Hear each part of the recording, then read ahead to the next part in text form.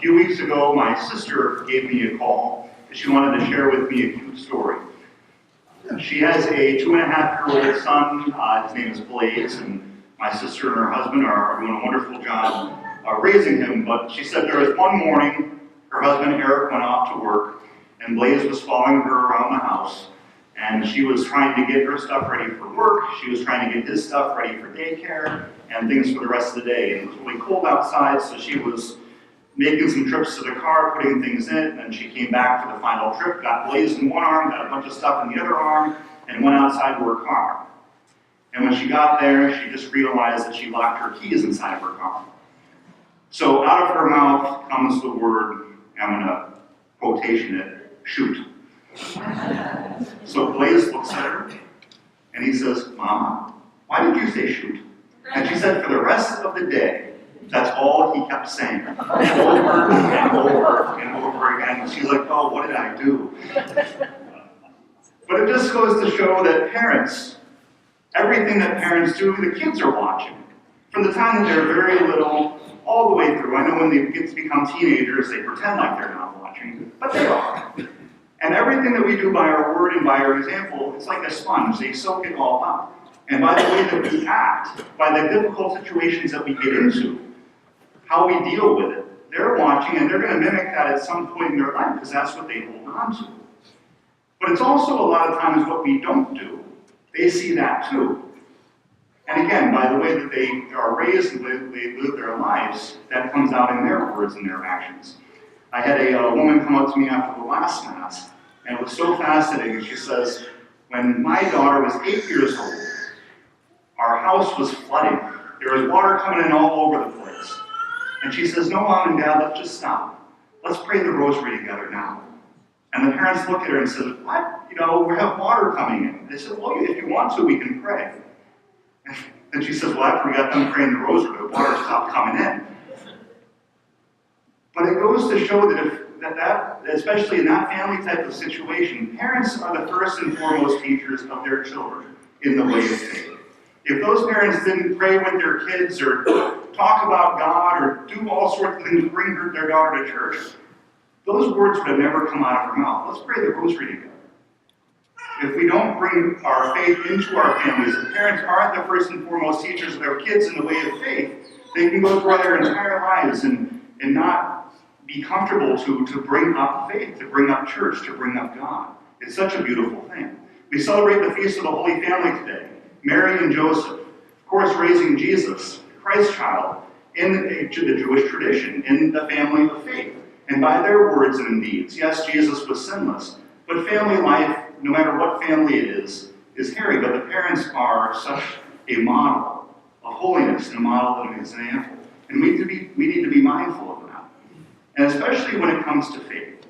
Because if we don't talk about the faith, if we don't have church as the root of our lives, our kids aren't going to wake up one day and just start talking about God. It starts with us. It starts with me. It starts with you.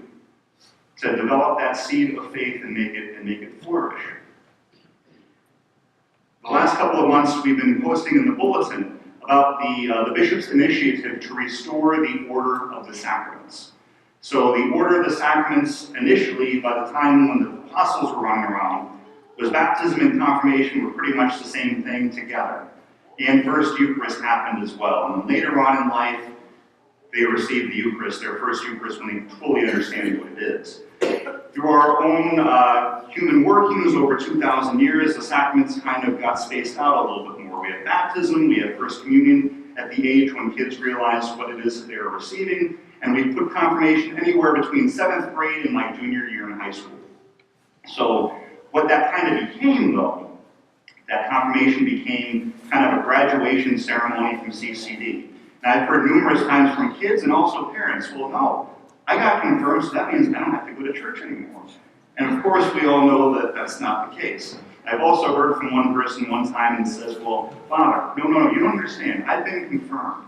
I can make up my own decisions about what I believe in now. So that's not what confirmation is all about. Or it's been the carrot at the end of the CCD tunnel. You need to stay in CCD so that you can get confirmed. So the bishop, out of his initiative in the diocese, decided we're focusing on lifelong year-long catechesis and lifelong learning, not just for children, not just for young adults, but for everybody, older adults as well. In our parish, we're blessed enough to have started our adult faith formation program over this last couple of years on Monday nights, because we realize that catechesis does not end as children. But the whole point of this change in catechesis, the bishop decided that confirmation is now going to be the same year as First Communion, so it's all going to be taking place in the 3rd grade. So now we can think, well, are kids going to stop coming to catechesis after 3rd grade? No, that's not the idea. Every parish is challenged to create a family-based type of model, to give the tools needed for the parents to then go home and catechize their children. So the parents, it's a good refresher for all of us of what we believe about the Eucharist, what we believe about the sacraments, about reconciliation, about the Mass, and be able to give the parents the tools then to be able to go home and teach their kids. Because just like little Blaze following my sister, anything that the parents do and say, that has a lot more clout than just being dropped off once a week or once a month and having somebody that we don't know share our faith with. It's still going to happen. We're still going to have catechists and still going to have things here at the church. But we're going to be placing more responsibility on the parents to be able to catechize their kids in the way of faith, because they are the first and foremost teachers. So a lot of exciting things coming up. I wanted to use Holy Family Sunday to kind of be a segue into what's going to be happening really starting May. Because once May hits, all 3rd graders are going to be initiated with First Communion and confirmation. And all the other children in our parish from the older grades are going to be confirmed as well in the next year or so. So more to come on that.